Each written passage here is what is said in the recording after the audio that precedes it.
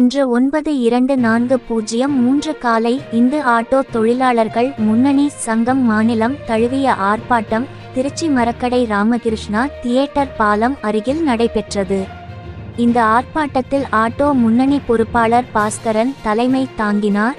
மாநில அமைப்பாளர் இந்து ஆட்டோ தொழிலாளர்கள் முன்னணி சங்கம் முருகானந்தம் சிறப்புரையாற்றினார். திருச்சி கோட்டை செயலாளர் இந்து முன்னணி போஜராஜன், மாவட்ட பொதுச் செயலாளர் இந்து முன்னணி மனோஜ்குமார், நிர்வாகிகள் ஆட்டோ தொழிலாளர்கள் கலந்து கொண்டனர்.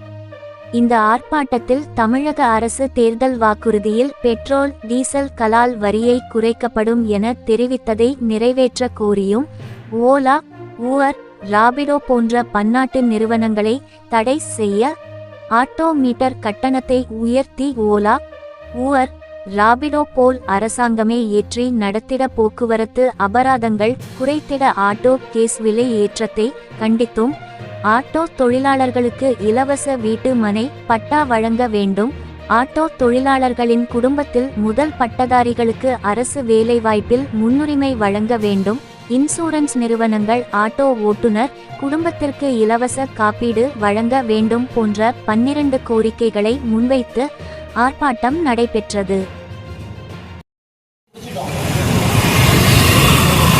ஆனா இந்த திருச்சி நகரத்தில் மட்டும் இன்னைக்கு நடக்கும்.